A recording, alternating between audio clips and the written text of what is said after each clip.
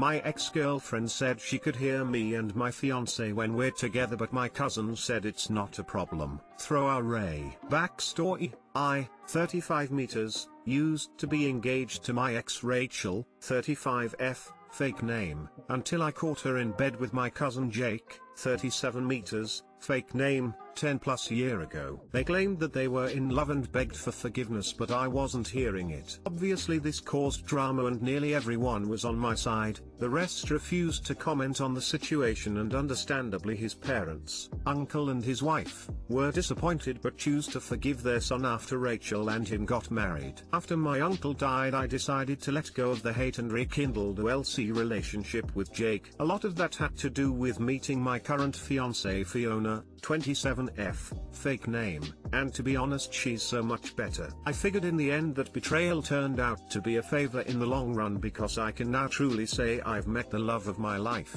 Due to some unexpected issues related to the pandemic, Fiona and I were temporarily staying at my grandparents' guest house, and because of a mix-up with arrangements Jake and Rachel ended moving in too. We each had our own reasons for needing to be there, and while technically one of us could afford to stay someone else, it was better to just bear the awkwardness than to strain our bank accounts. House rules were established and we split the bills evenly. I thought this arrangement was just fine, especially since the house was big enough where we weren't under each other. Then recently, Rachel approached me while Fiona and Jake were away and asked me if I could cool it down. My puzzled look must have aggravated her, because Rachel, very angrily, told me that she could hear Fiona and I when we're celebrating our love at night and that I was being childish. I admit because of our engagement we were a little more excited than usual, but I didn't think we were that loud until Rachel played a recording of us. She said that I could play dumb all I wanted, but making her and Jake so uncomfortable that they'd move out was petty and manipulative, and to stop or else she'd tell our grandparents. I got defensive and we got into an argument, but later I asked Jake if he was upset with anything in our shared living home. He said no, and then I decided to be more direct, and he admits that he and Rachel overheard Fiona and I once when they came home early during the day,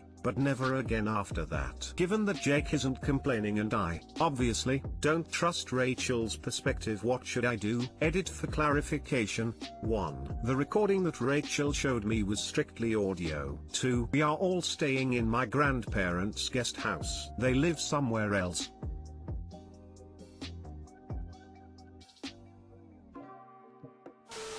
I'd feel pretty violated about that recording and ask her to delete it. Does Jake know she did that? She sounds bothered. Perhaps her relationship is no longer as satisfying and enthusiastic in the bedroom as yours currently is. Ignore her. Let your cousin know you think it's weird his GF has been recording you and your fiancé having sex. Good chance he's out of the loop on that. Tell her to play in traffic. Jake and your ex can fuck themselves. They cheated on you and she's going to get pissed that she can hear you having sex with your new partner. She's not bothered by the noise. She's bothered that you're clearly enjoying your life now with someone who isn't her. If it isn't interrupting Jake or more importantly your grandparents, then let her hear every moment of it. Rachel also needs to know her place. She's a guest there. You're the grandkid. Whose side does she think they're going to take? Laugh in her face next time she speaks to you. Ho thinks she can act like a housewife? Put her in her place. Have loud obnoxious sex with your fiancé whenever you want. Tell her to pound sand. She will cheat on the sand as well. Wife is unhappy with Neighbourhood. I, M33, and my wife, F29, just bought our first home and we have lived here for about 4 months now. For me, it's a dream come true. Brand new house, a lot more space and some really beau. Today I fucked up on nature not far away. I have sunk most of my finances into the house and purchased it with the aid of the government help to buy scheme in the UK. However, since moving in my wife has realized that a few streets close to where we are have quite a few undesirable people living there. Now she is constantly making comments about the house and area in a negative way. I have spoken to her about this numerous times and tried to offer constructive solutions such as offering to pay her driving lessons and getting her insured on my car, and I also installed CCTV camera and alarm. I have tried to explain to her that no matter where you choose to live, There will always be a mixture of people around, but we cannot control who lives where. It's honestly making me feel awful because I thought this was what we both wanted, and it's not like we can just change house on a whim. In the UK we have a tax called stamp duty, which means moving house would cost tens of thousands of pounds alone in tax alone. It is definitely off the table for at least 5 years and depends on house prices rising, etc. It's really getting to me, as I have been saving for a house for 7 years and this was always the goal. She spends a lot of time watching TV shows like Selling Sunset, looking at how multimillionaires live, and I certainly don't think that is helping her or the situations. Edit, sorry, I mentioned in one of the other comments. She was catcalled a couple of times and there was a carjacking/stabbing recently. Should have been clearer on this.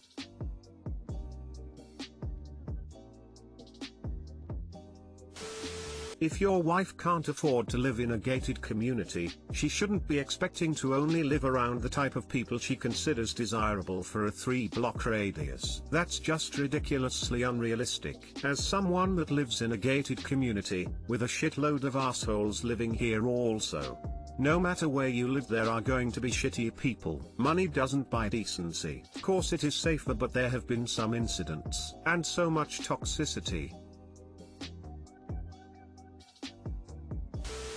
You've already spoken with her about this several times. I assume you've told her that moving to another neighborhood is at least another 5 to 7 years away. Stop engaging with her about this. Honey, I've explained the situation, and I've made the best suggestions I could think of. If you'd like to move somewhere nicer in a few years, you should start contributing money toward our house savings. Please stop complaining about it. I don't want to talk about this anymore. After that, if she continues, I just stare at her briefly, and then turn around and walk away without a word. Maybe she just wants to vent. That's fine. She should find a friend to vent to, though, instead of to you. Sounds like you've had your fill already. That's exactly where I am at right now. I guess that she is unhappy, that's fine, but venting at me gets me down and I don't think I deserve it. Thing is, I make quite a bit of money, so we will eventually be able to move if it comes to it, but I'm not going to financially cripple us to meet a whim. So reading this, and being from the UK, I assume 1. You've bought a new build, and 2. The undesirable people probably live in the mandatory social housing parts of the estate. Hard truth, your wife needs to get over herself. Can't find any evidence of what makes these people undesirable in your post, but it probably is that they don't fit in with the utopia she is looking for. Mingling with all walks of life is a good thing, and I think you need to have a serious conversation about the fact you have protected your own assets as best you can, that you have established and met a life goal, and that if she wants better she needs to make that happen. ETA, I am wholly offended by the prospect of being undesirable, and I have tried to word the above as politely as I can, but I cannot emphasize the get over yourself part enough.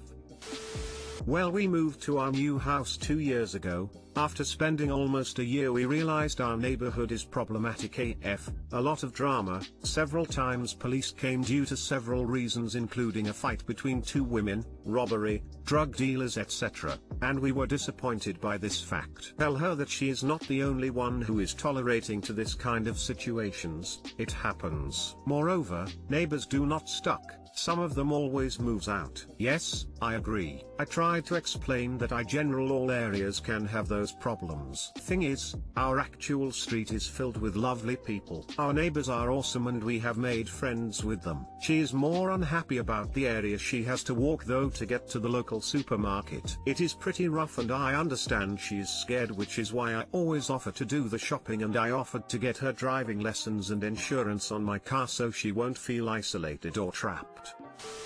While you were house hunting, did your wife contribute to the due diligence? The fact that your wife has these complaints and concerns about safety after only 4 months of living there suggests that she either wasn't very involved or she glossed over the more tedious parts of the home shopping process. There's a lot more to buying a house besides simply saying that's a nice looking house and signing mortgage papers. You have to identify your preferred neighborhoods, read and compare HOA agreements. Some HOAs are worse than others, at least here in the US, so this is really important. Even visit the neighborhoods at different times of the day to get a feel for what traffic and noise is like. If your local government has an online crime statistics map, that's an important resource, too. Even visit the neighborhoods at different times of the day to get a feel for what traffic and noise is like. This is so important. I do this even with rentals. I'm a single woman who doesn't drive due to a disability. I try to check around 9 p.m., since that's the time you get home from post-work dinner/social events around here. Fine getting an Uber home from the occasional later event, but I wouldn't want that expense to curtail my social life. Finally left him. I finally left my narcissistic boyfriend. We've been together for a year and a half. Even though I know this is a long time coming, I am so irritated by him insinuating I didn't put in effort, I didn't try, I didn't make him feel seen or heard, yet I am the one who nearly lost herself in the process of exhausting all efforts to make this work. I was the communicator. I wasn't perfect, but damn, it's really irritating me. Is this common behavior in a breakup with a narcissist? I normally call and try to fix things, but I haven't and he hasn't either. Edit, I have read all the replies and I appreciate them all. The good, the bad, the blunt. I'm so aware I do not have clean hands and I have tried to self-reflect for some time now, and I've been seeing a therapist for a few weeks. I never understood people when they spoke of abusive relationships until now. I can't condone my behavior, but I also can't read and not defend myself. The things I dealt with have made me react so poorly, and it's not the person I know I am or want to be. My ex has been texting me all day. I have not answered. He started off by saying I hate not talking to as much as I hate to admit that, and then an hour later, okay, I get it. Have a good one. I hope everything goes well with the doctor. Best of luck to you. I have stayed strong and not responded. He just sent me, when I get off I'm going to leave your stuff downstairs and your key. I know it needs to be over. It is. But it hurts. I'm nauseous thinking about him coming later, 10:30 p.m., and I want to cry. My nerves are shot. I don't want to live like this anymore. If you think about it, if it was just that easy and simple, he would have said nothing. If he really just wanted to drop it with no reaction, he wouldn't have said anything, so I'm not going to answer his messages and let him leave my things and my key. He expects me to probably see him and say something, but I will stay inside with my phone off. Is this common behavior? Yes. Guilt, followed by love bomb. Cut contact, you'll feel better immediately. Looking at your past posts, it doesn't seem you two were compatible and you two both seem really toxic. You say he's a narcissist, but do you actually know what that is? Yes, what he's done to you is wrong. But you've hacked into his social media accounts, repeatedly lied to him, and physically assaulted him. Therapy. You need to process the relationship as well as your own toxic behaviors. Cut contact with this person. Neither of you are good for each other. Narcissists will rewrite history to make themselves the victim. Didn't see that coming, seeing as how 19 days ago you were seeking a threesome. Lol.